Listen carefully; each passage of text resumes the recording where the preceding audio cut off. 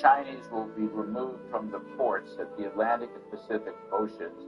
I think Mr. Trump is exactly right to finger Panama with the Chinese influence, and it breaks the Panama Neutrality Act that was put together when the canal was turned over. What is going on there? Does anybody know? Or are we just going to let China continue to do what it's doing, which is bad? Well, we can't. President Trump's been very clear. I think it was good that Secretary Rubio was there his first trip to make these sort of exclamation points. Drop your weapons. I have a senator. Justice will That's prevail. all. The Senate approved this. What a nuisance. They gave away the canal. Now it's a mistake. However, the one thing we got out of it was Someone promise of the crowd. The Panama Canal, China. We were given Panama. China controls both ports on the third canal. And we can turn those on and turn off like they do with other Belt and Road initiatives. They have surveillance equipment on trains that are there. We move military goods through that canal, and about 54% of our commerce runs through that place. So it is in the core national interest of the United States of America to make sure that is mutual. And if they can't guarantee that, all options are on the table. So they're breaking the deal. So this story is going to continue. It's going to continue. Yep. And you remember who it was that opposed Panama Canal with all gun control? Who was that? Ronald Reagan. Ronald Reagan did. That's right. It was part of the 1980 election. You know what day is it today? Ronald Reagan's birthday. All right. I just thought I'd put that. It was not a quiz. You're 10 times smarter than I am. Well, I was 3 years old. I was 3 years old when the canal thing went through. But yes, but I was the son of the Reagan president. I was 29.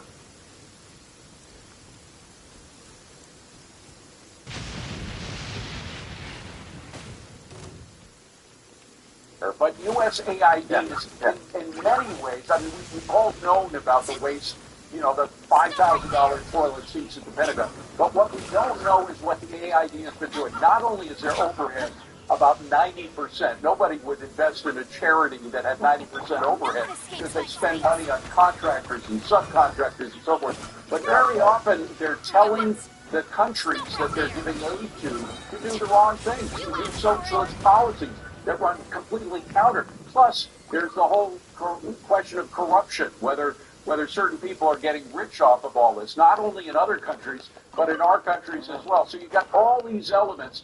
I really think there is a fundamental recognition of the waste and fraud in our government that we've never had in this country before. The one area of government that Americans of both parties and all movements oppose is foreign aid. And you know why? Because the American people are smart, and they understand that foreign policy doesn't, foreign aid doesn't work. Let me give you an example. What is the name of that organization? The Agency for International Development. Show me where they've brought international development. Right. None. I mean, there is no evidence whatsoever, after spending hundreds of billions of dollars, that they're actually causing economic growth. Now, here's the Steve Moore strategy. Let's get rid of all the USAID and then put on all our military planes and stuff copies of Milton Friedman's Capitalism and Freedom and fly them over these places like Africa and dump them out. Because you and I and everybody listening to the show knows and watching the show knows that it's free markets and free enterprise, not government programs that cause growth. Well, and by the way, sometimes they're actually supporting socialist policies in these countries that they go into, whether it's working with the Sandinistas in Nicaragua. Go ahead. Yeah. Let me give you an example of how pernicious it is. If the big issue for many of these little villages in Africa and so on is they don't have access to basic electricity. You can't grow if you don't have electricity. Well, these left-wing advocates go into these places with U.S. money and say, oh, don't build a coal plant, don't build a gas plant, you need windmills or something like that. I mean, it's just crazy. It really is. It's so terrible. It's impeding development. Steve, I got to stick to the subject that I think we care most about is getting those tax cuts extended. And the extraordinary thing, we were hearing from Axios and other news sources that the CBO has found out that it would cost $4.7 trillion to extend the tax cuts. That same CBO, by the way, the same CBO reports that since 2017, since the first Trump tax cuts were put in, we have collected $1.5 trillion more dollars than we had before. So they're saying that extending those tax cuts, which have provided us with 48% increase in tax revenue, would cost How is that possible that you can use the word cost with regard to the tax rate cuts that have brought in so much revenue? You know, David, your numbers are precisely right. You're exactly right that, in fact, that over the first 6 or 7 years of that tax cut, we got more revenues in than they thought, even if we hadn't done the tax cut. So we surpassed the revenues. Here's our big problem and challenge in getting that done. We have too many Republicans, not Democrats. Republicans are saying you have to pay for the tax cut. What does that mean? We don't have to pay for it. It pays for itself. It did pay for itself. And why would you continue to use numbers that we know are wrong? The same people What's got the? wrong Let me in just stop you right 2017. there. So See, do it what again. is the answer to that? Why do they keep using numbers that are dead wrong and that defeat what Donald Trump?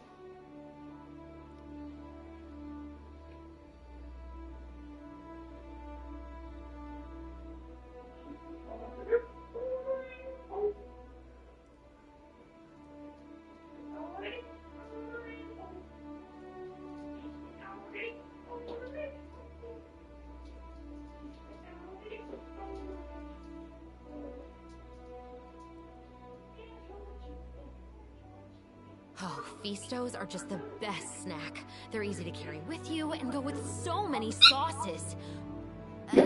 Actually, I'm gonna go buy some. Be right back.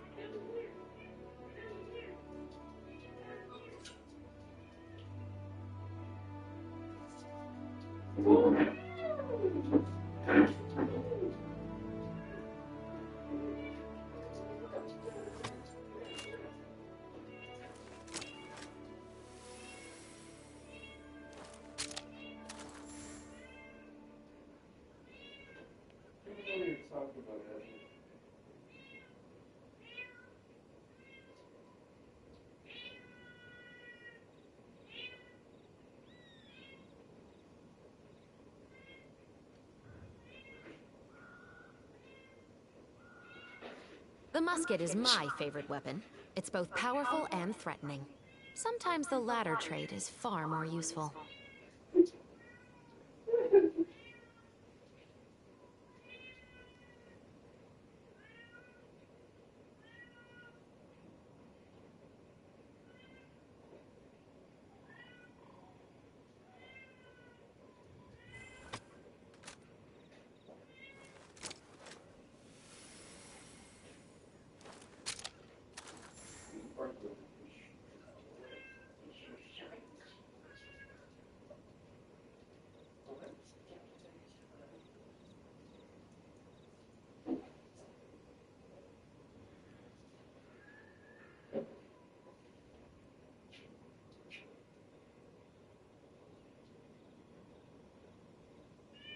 Oh, Feastos are just the best snack. They're easy to carry with you and go with so many sauces.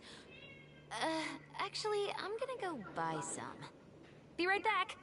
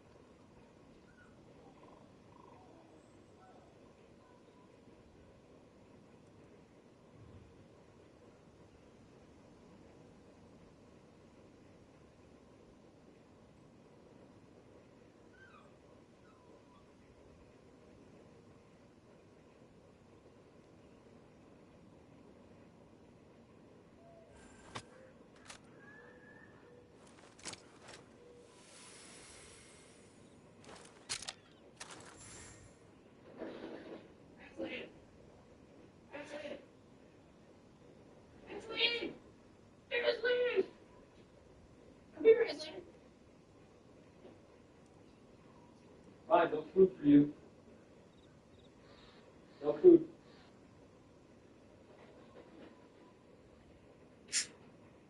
The musket is my favorite weapon. It's both powerful and threatening. Sometimes the latter trait is far more useful.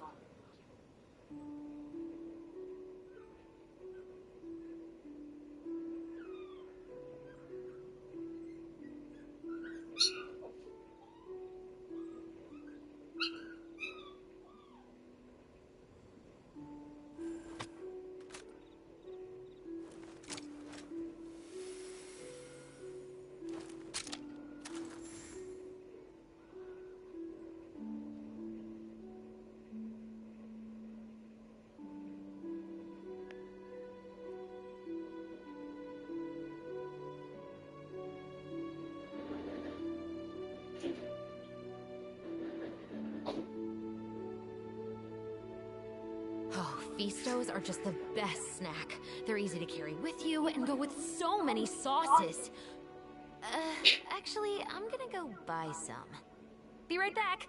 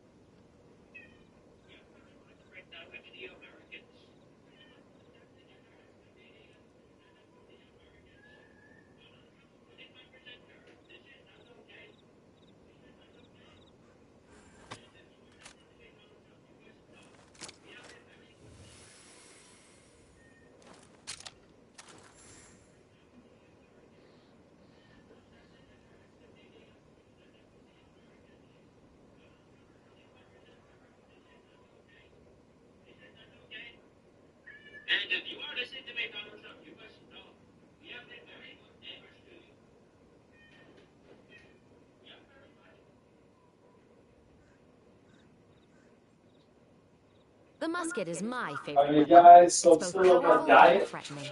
So, Sometimes the latter trait of is course, I far had to more get useful. something healthy today again, sadly. I'm sick of eating all this healthy stuff, but, you know, it's what I gotta do for my diet, so check it out. So I got a coffee here that's really healthy, totally organic, totally biochemistry, blah, blah, blah, stuff like that, really healthy stuff. And then got a French fry, those are really healthy. They're deep fried in oils, which are very good for you. And they add salt to it, which is an all natural product, very healthy. And then yeah, we got one Big Mac, tons of lettuce, very healthy. Second Big Mac, even more lettuce, very healthy. And then Big Double. The Special Security and Surveillance Patrol isn't involved in regular patrol So duties you can around see I'm pretty Fontaine. healthy today. The people we're after aren't exactly the type who just pop up on the street.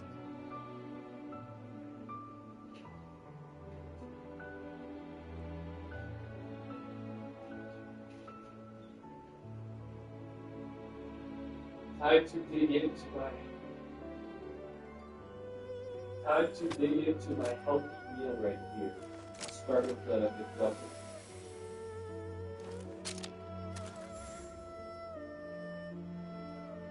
Yep.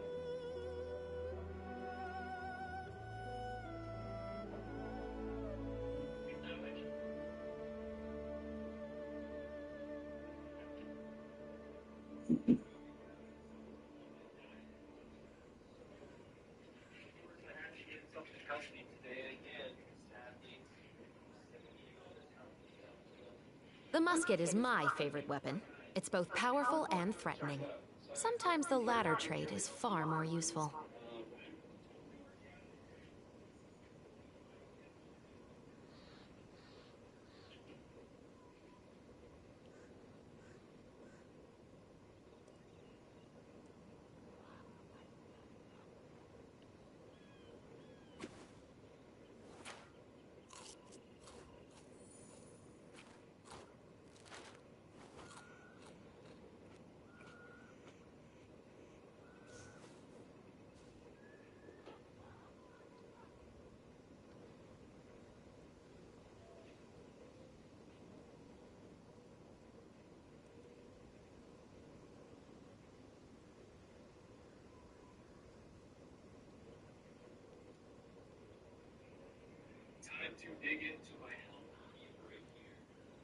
The Special Security and Surveillance Patrol isn't involved in regular patrol duties around Fontaine.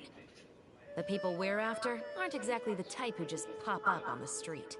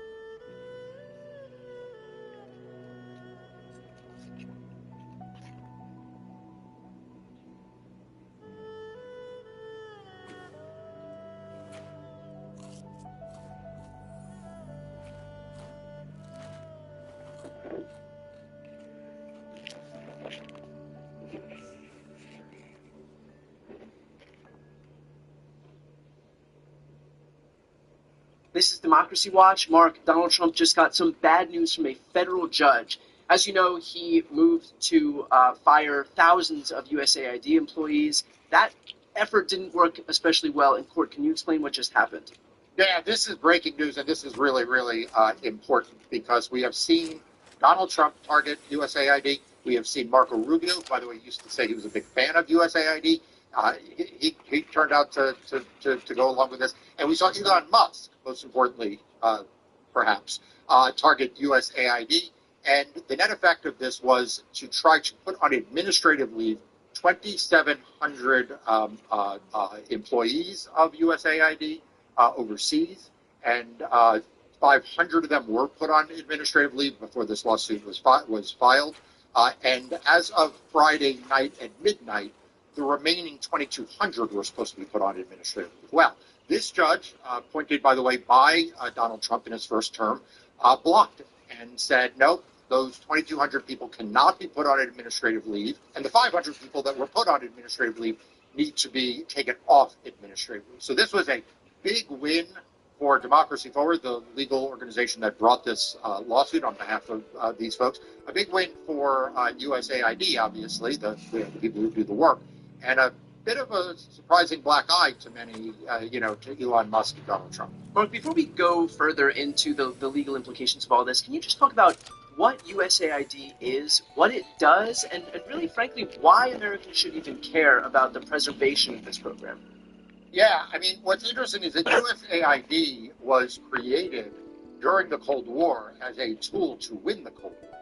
The idea was that we needed, in order to win the fight against the Soviet Union, against Chinese influence in Southeast Asia, we needed an agency that would deliver aid to people and thereby garner goodwill towards the United States, because in many, many parts of the world, the delivery of aid is inextricably linked with sort of the hearts and minds of the local population. So the idea was that if people were getting bags of grain that had an American flag on it, saying courtesy of the American people, and there were workers on the ground who were vaccinating their children or helping build roads, that this was a way to help win the Cold War, to defeat communism, defeat the Soviet Union. It was part and parcel of a number of other programs like this, like, for example, the Peace Corps, right? The Peace Corps was also a program built by John Kennedy to defeat the Cold War by, again, creating this sort of soft power.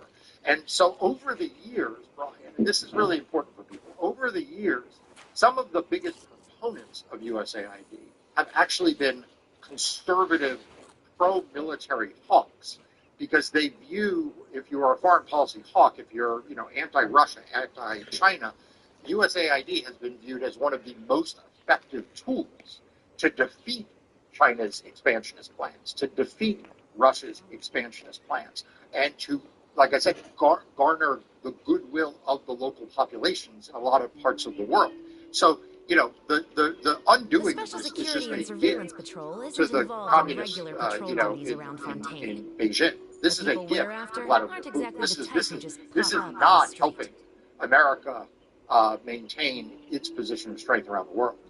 Can you dig into that further? Because now what happens if USAID goes away? Which, by the way, I know that the Elons of the world will frame this as some massive example of waste, fraud, and abuse. This is about 0.5% of the federal budget, and in exchange for that, to your exact point, we garner goodwill across the world without having to engage in any conflict, without having to fire any bullets.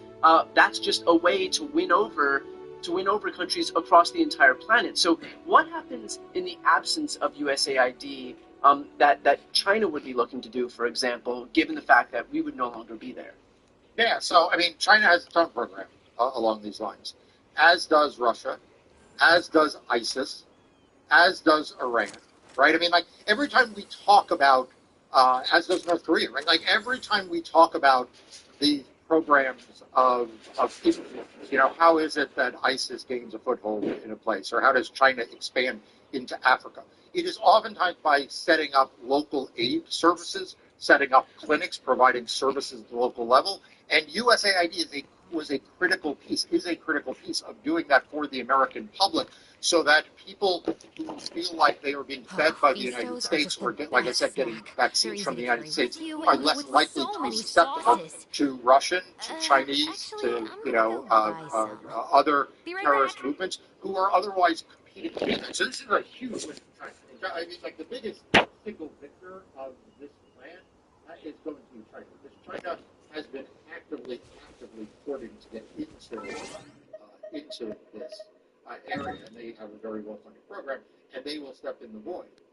Right, and China's program is the Belt and Road Initiative, and to your exact point, now that the U.S. will kind of cede this ground, China's perfectly content to go through, which would presume to me to be against the interests of the United States, again, for a fraction of the cost of having to go to war in any of these countries across the world, just doing goodwill, aside from the fact that it's just virtuous to do HIV prevention, virtuous to do clean water programs, and on and on. We also get to garner that goodwill, and that'll help us economically, it'll help us with our national security, it'll help us militarily across the world. And so that would be against the interests of the United States, but it's not against the interest of somebody like Elon Musk, who has business interests in Beijing, who has business interest in Shanghai. And so he has a vested interest in making sure that he can help out China where he has. So I can't tell you. So now, could this nightmare of a war finally come to an end? President Trump revealing in an exclusive interview with the New York Post that he has spoken with Vladimir Putin by telephone about ending the war in Ukraine. Jack Keane, retired four-star general. General, good morning to you. You have been our guidepost throughout this entire war. Welcome back here on this Monday morning. To Miranda Devine, the New York Post, he said, I hope it's fast. Every day people are dying. This war is so bad in Ukraine. I want to end this damn thing, end quote. Semaphore reports this morning that has do not attempt to resist. That he will give three options to President Biden under this week. Time to clean up. What could possibly happen with the war? How do you see it? How do we end it?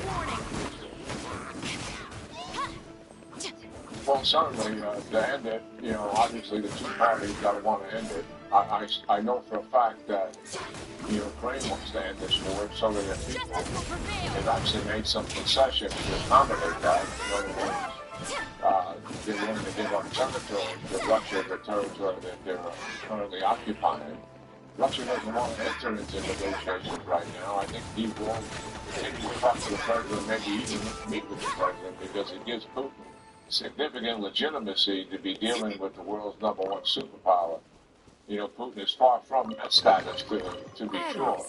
I don't believe this counts. He's going to play tough and likely will want some concessions just to go into negotiations. And I think we all have to know and recognize, I know the president knows it, that a ceasefire and some kind of agreement would just be a temporary pause in Putin's mind to returning to his aspirations to take control of Ukraine at some point. And that's what we have to recognize going into it. The negotiations will certainly be tough here, dealing with both sides. But, you know, this is, we're not just arbitrating a disagreement between two sides here. Putin started this war. All these casualties and deaths are on his hands. And obviously, we want this to come out favorable to Ukraine and its future security. So that's got to be uppermost.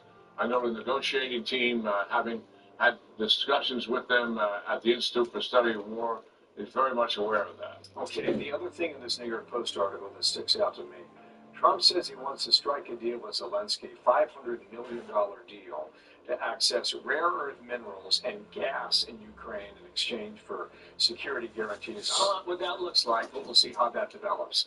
Another topic quickly on Gaza. Ruled Air Force One. Another question on that last night before the big game. I'm committed to buying. As far as us rebuilding it, we may give it to other states in the Middle East to build sections of it. Other people may do it through our auspices, but we're committed to owning it, taking it, and making sure that Hamas doesn't move back. There's nothing to move back into.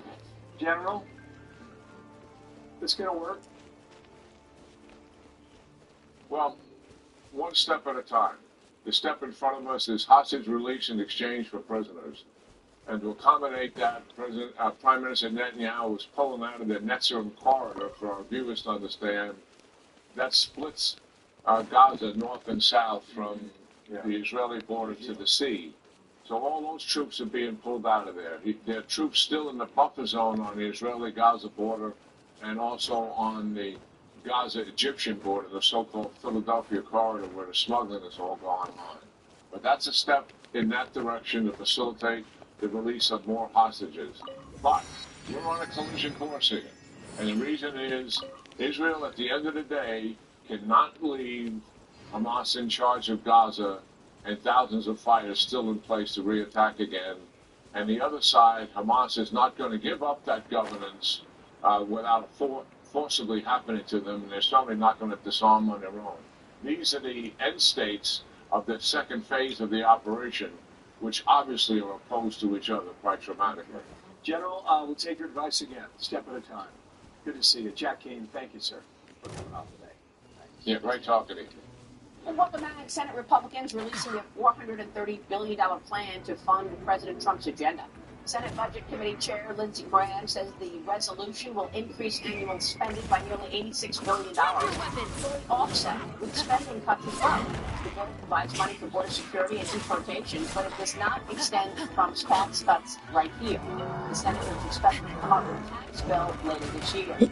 House Speaker Mike Johnson asked the Senate to hold off on the budget until the House completes one massive bill which will bring all of President Trump's wishes, including the tax cuts. However, the bill is facing delays over coming up with offset spending cuts. Joining me now is South Dakota Senator Mike Brown. Senator, great to see you this morning. Thanks so much for being here. Were you with your colleagues at Mar-a-Lago last Friday? It was a great meeting with President who has high energy, focused, and I'll tell you what, he is excited about what's getting done. He appreciated the fact that we're getting these nominees through in a timely fashion, and looking forward to more coming on board. That's our part of the job right now, to focus on putting it through the job of organizing it, coordinating it, and getting the job done. That's our part of the deal. In the meantime, the President has continued moving forward. And what he believes is he's doing right now. He's talking about the tariffs. He's talking also about what he needs to do with the executive branch of government in terms of saving money. And we're all looking forward to getting not only his budget done for this year, but probably two of them in the Senate, both of which could be combined in the House, as we just indicated. We know that they've got passed what they call third term in the United States Senate. We're working on that right now, trying to get it done. Yes, Senator, thank you so much for your leadership and all your work on this. I know you all have a lot on your plate. I'm going to get back to the two plans in a second because I want to get your take on what the offsets are. But let me first stay on this confirmation story because we have this story. President Trump's nominee for FBI director, he's apparently getting scrutinized because he held stock in a group that owns Shein stock. Shein is the Chinese fast fashion retailer, and it's being accused of using forced labor. How significant is this? The fact that Kash Patel had a financial disclosure that he held shares in a company called Elite Depot, which is a Cayman Islands group that, according to UK business records, owns shares of Shein, the Chinese company. What's the problem? Look, I think Cash Patel is going to be confirmed. He has met with us. He's the right guy for the job. He comes with two things going for him. Number one, he has a background that a lot of people don't know about because he can't talk about it because of what he's done for national security. And the second piece is he's a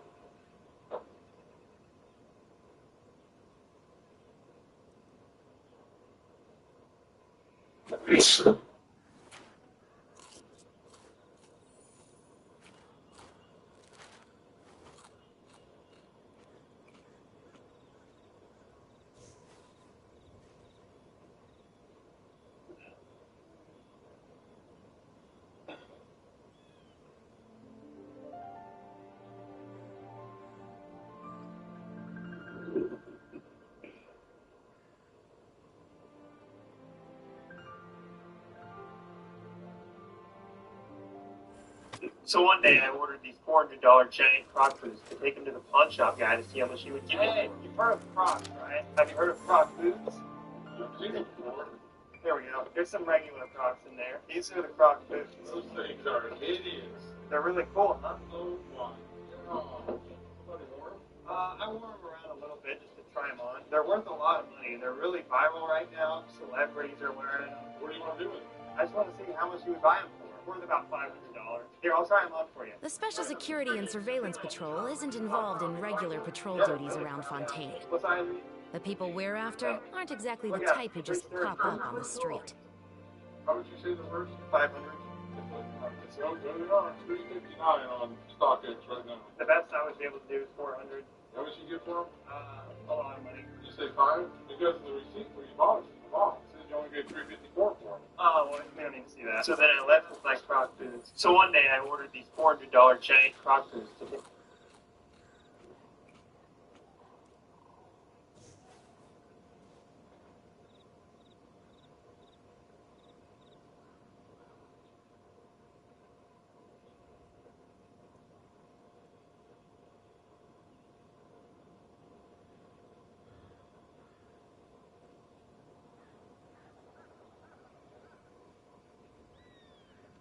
Oh, Feastos are just the best snack. They're easy to carry with you and go with so many sauces.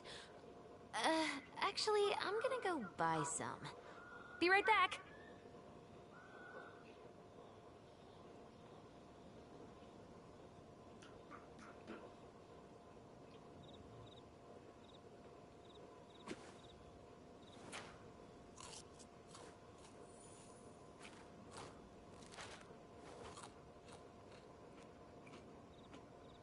You're famous for a lot of things, but you're, I think, most famous for how you navigated our country and J.P. Morgan Chase through the Great Recession of 2008. What was your big takeaway from all that took to really get that done? Well, first you got to go before the crisis started. It goes back to my upbringing with my dad. I'd seen markets go up and down. I remember him coming home and people's incomes went down. I remember in 1974 to 1982, New York City was desperate. So this great Wall Street, it was desperate. Restaurants were closing, stores were closing, apartments were being sold for back maintenance. Literally, people forget that. 1982. And so I, even way back then, I was with Sandy Wilder at Travelers, Primerica, etc., I used to do presentations for all the stockbrokers about how we have to be able to deal with all these ups and downs. And, part of the name of the game is just continue to serve your clients, do a great job in the downs, not just in the ups. And don't over-celebrate the rising tide, but be prepared for the tide going out. When I got to J.P. Morgan, I was very tough here about capital, liquidity, profitability, because I knew that the shit hit the fan early on, we would have had a real problem. So before that, and then get real risk management in place. So if you talk to the folks here, they were shocked at the detail I'd go into every position, every risk, the what-ifs, how bad could it get? And I made them do stress tests that they were like, that'll never happen. I said, I don't care if it happens. And so kind of what happened, by the way. I said, I want to know if it happens that we survive to serve our client. Because you can't tell me it's not going to happen. So Risk management is much more being prepared for a whole range of outcomes and what ifs.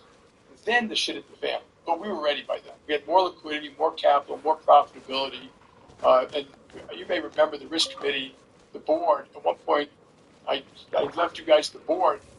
I can't even stay. I had to go to the risk committee, and we were going through literally client by client, country by country, loan by loan, and helping people. We went and watched that. You actually had us to watch. Disclosures get made, but people say, "What did you do different?" Nothing other than we already had teams. We already had army. We already had things to go. So the risk committee used to meet once a week for a couple of hours, and all of a sudden it was meeting, and it was kind of more formalized. And all of a sudden it was meeting 5 times a day, every day, for a year. Okay, and I mean every day, and I mean going to 10 p.m. and 5 a.m. We had Asia, we had to be up for that, and we were on calls all the time with regulators, and governments, and clients, but the machine was working. And then the formality, the formality went away. It's like, hey, David, don't come up and make us a presentation about the mortgage problem in Denmark. Bring up whoever you need to describe and tell us what they want to do. And so we were making, battlefield decisions to help, mostly to help clients. The JP Morgan was actually in quite good shape. And then you just learn how people operate under stress and strain. I mean, some people are great, but some are just children.